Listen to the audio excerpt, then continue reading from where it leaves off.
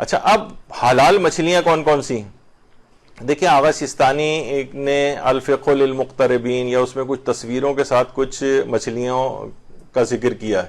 اس میں اکثر ایسے نام ہیں جو کہ آپ مثلا آپ یہ منو اور گرے اور چب اور اس طرح کی جو ہے یہ آپ مارکیٹ میں لینے جائیں گی تو یہ تو نام ہی نہیں، یہ کوئی جانتا ہی نہیں ہے والے نام. تو یہ بہت زیادہ اس میں جو نام اگرچہ انہوں نے دیے بھی ہیں تصویروں کے ساتھ، تصویریں بھی ہر مچھلی کی تقریباً ایک ہی جیسی ہوتی ہیں. تو یہ لسٹ میرے اعتبار سے اتنی زیادہ سوائے چند ایک نام ایسے ہیں جو ذرا اس میں معروف ہیں، ورنہ اور کوئی نام ایسا نہیں. اب ہم دیکھتے ہیں کہ کون سی وہ چھلکے والی مچھلی جو ہونی چاہیے. تو اس میں ایک تو ہے پاپلیٹ مچھلی جسے پومفریٹ کہتے ہیں، یہ جائز مچھلی ہے، یہ حلال مچھلی ہے. اچھا اس میں بھی بلیک پاپلیٹ ہوتی ہے یا پومفریٹ اور وائٹ بھی ہوتی ہے اس کے اندر، اس پہ بھی ہلکے ہلکے چھلکے اس کے اوپر ہوتے ہیں.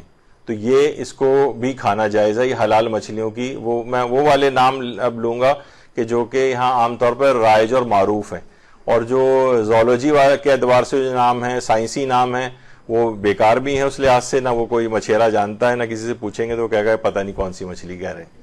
اس طرح سے روہو مچھلی، روہو اس کے اوپر بھی چھلکے ہوتے ہیں اور یہ بھی اس کو کھانا جائز ہے. یہ روہو کہہ کے آپ مچھلی لے سکتے ہیں. اسی طریقے سے ایک مچھلی ہوتی ہے ہیرا مچھلی. ہیرا مچھلی ریڈ اسنیپر، یہ عام طور پر ریسٹورنٹس وغیرہ کے اندر بھی ہوتی ہے. آپ ان سے پوچھیں گے یہ مچھلی کون سی ہے تو عام طور پر ریسٹورنٹ والے کہتے ہیں کہ یہ ریڈ اسنیپر ہے. یہ بھی جائز مچھلی، اس کے اوپر بھی چھلکے ہوتے ہیں. اس طرح سلور مچھلی، سلور اس کا نام بھی سلور ہی ہے اور شاید سلور ٹائپ کی اس کی کلر ہے اس کا، تو اس وجہ سے یہ بھی حلال مچھلیوں میں سے ایک ہے، اس کے بھی چھلکے نظر آ جاتے ہیں. اس طرح ٹراؤٹ فش، ٹراؤٹ یہ بھی چھلکے والی مچھلی شمار ہوتی ہے، یہ بھی حلال مچھلی ہے. سول فش، سول فش بھی جائز ہے اور اس کے اوپر بھی چھلکے ہوتے ہیں. اس طرح کاڈ فش. اچھا آیت اللہ سیستانی نے بھی کاڈ فش کو آپ دیکھیں سب سے جو رائٹ سائڈ کے اوپر جو کالم ہے اس کے اندر کاڈ فش، کاڈ لکھا ہوا ہے.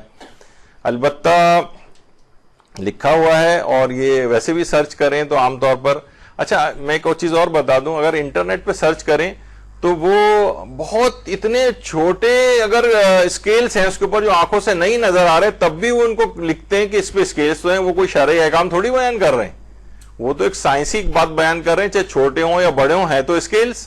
لیکن آغا سیستانی کہتے ہیں کہ آنکھوں سے نظر آنے چاہیے.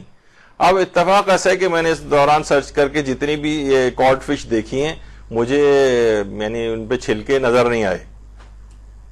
یا یہ بھی ایک چیز ہوتی ہے بعض اوقات کہ اسی فش کی کئی اقسام ہوتی ہیں، کچھ پہ چھلکے ہوتے ہیں اور کچھ پہ چھلکے نہیں ہوتے. تو اب یہ کاڈ فش ہے، اب اس میں چھلکے ہیں، آنکھوں سے تو نظر نہیں آ رہے ہیں، تو بہت مشکل ہو جائے گا. ممکن ہے کہ انٹرنیٹ پہ سرچ کر، کیونکہ دیکھیں مجتہد کا یہ والا ایریا نہیں ہے کہ وہ تمام ہزاروں مچھلیوں کی بیٹھ کے وہ تحقیقات کرے جا کر اور وہ بتائے آپ کو کہ چھلکے والی مچھلی ہے یا نہیں ہے. اس کا کاصلاً کام ہی نہیں. ہمارے استاد محترم جب حج کاروان لے کے جاتے ہیں مولانا صادق حسن صاحب قبلہ تو اکثر یہ فرماتے ہیں کہ عام طور پر لوگ احرام وغیرہ جو ہوتا ہے اس کو دھلنے دے دیتے ہیں یا کیا کرتے ہیں بہرحال، اور اس کے بعد پھر ہر کوئی آتا ہے اور آ کر انہیں اپنا احرام سونگاتا ہے. مولانا صاحب سونگ کے بتائیں کہ اس کے اندر خوشبو تو نہیں آ رہی صرف وغیرہ کی. وہ کہتے ہیں میں خود حالت احرام میں ہوں، حالت احرام میں خوشبو کا سونگنا. اب لوگ یہ اصلاً ان کا کام نہیں ہے، یہ مرجے کا بھی کام نہیں ہے.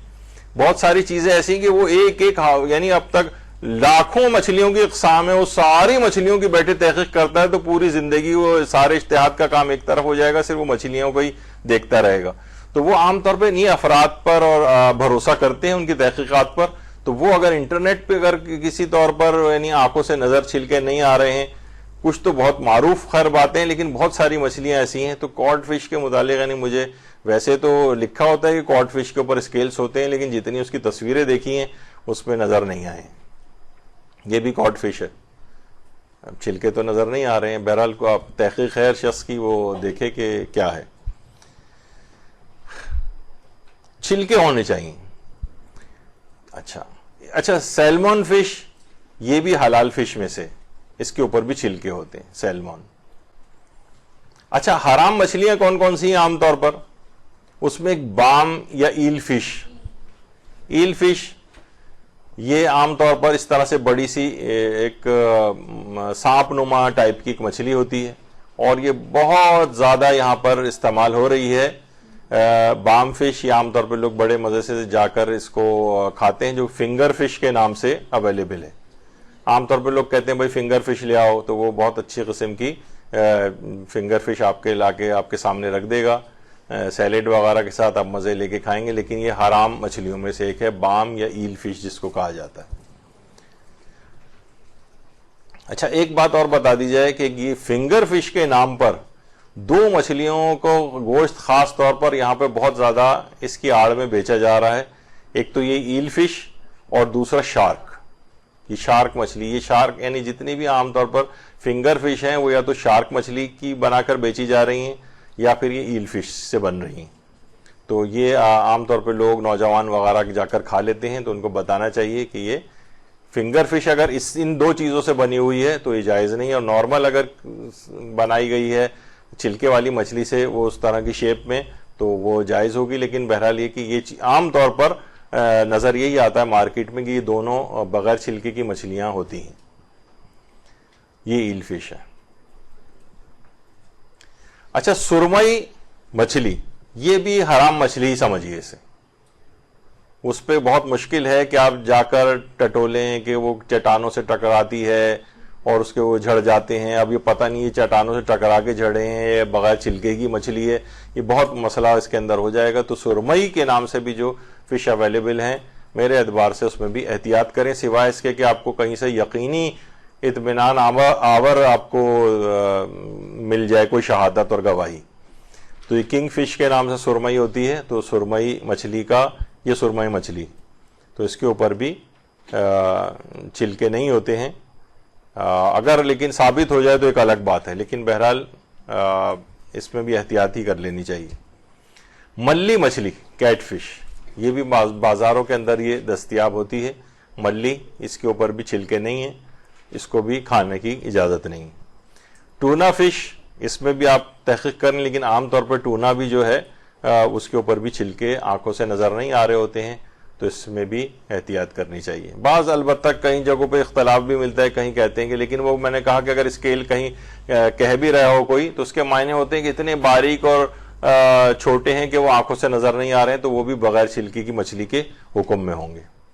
شیل فش، شیل فش بھی یہ بھی حرام اس کے اندر ہے، نام تو فش ہے لیکن اصلاً یہ سی پی ٹائپ کی ہوتی ہے، اور اس کے اندر جو ہوتا ہے باہر یہ عام طور پر کھائی جاتی ہے، لیکن یہ ہمارے ہاں جائز نہیں ہے۔ اور اسی طریقے سے اویسٹر ساس جو ہے، اس کی جو بوٹلز بھی آتی ہیں، یہ بھی کیونکہ ظاہر ہے اسی سے بنتا ہے، تو اس کا ساس جو ہے وہ بھی استعمال کرنا جائز نہیں ہے۔ اچھا، فش جیلیٹن، یہ بھی عام طور پر بہت سی جگہوں کے اوپر اس کے اندر بھی یہی ہے کہ مچھلی کے اندر جو جیلیٹن کے الگ احکام ہے کافی تفصیلی، لیکن فش جیلیٹن کی حد تک یہ ہے کہ وہی والی چیز اس کے اندر بھی ہوگی کہ اگر وہ چھلکے والی مچھلی کی فش جیلیٹن ہے تو اس کو استعمال کرنے کی اجازت ہے، اور چھلکے والی مچھلی کی جیلیٹن نہیں ہے یا پتہ ہی نہ چلے کہ یہ چھلکے والی مچھلی کی جیلیٹن ہے یا بغیر چھلکے کی، اس کو بھی استعمال نہیں کر سکتے، کیونکہ فش جیلیٹن کس طرح سے کیپسول فارم کے اندر بھی آتی ہے اور بہت سے لوگ اس کو کھاتے ہیں۔ مچھلی کے انڈے کھانے کا حکم، بہت سے لوگ یہ بھی مچھلی کے انڈے بھی خود مچھلی کے حکم میں ہیں، یعنی اگر خود چھلکے والی مچھلی کے انڈے ہیں تو وہ حلال ہیں، بغیر چھلکے والی مچھلی کے انڈے ہیں تو وہ حرام ہیں۔ تو چھلکے والی مچھلی، اس کا اطمینان ہونا چاہیے کہ انڈے جو آپ کے سامنے آئے ہیں چھلکے والی مچھلی کے، اگر آپ کو کچھ پتہ نہیں چل رہا ہے تو پھر ان انڈوں کو بھی مچھلی کے نہیں کھا سکتے اگر آپ کو پتہ نہیں ہے۔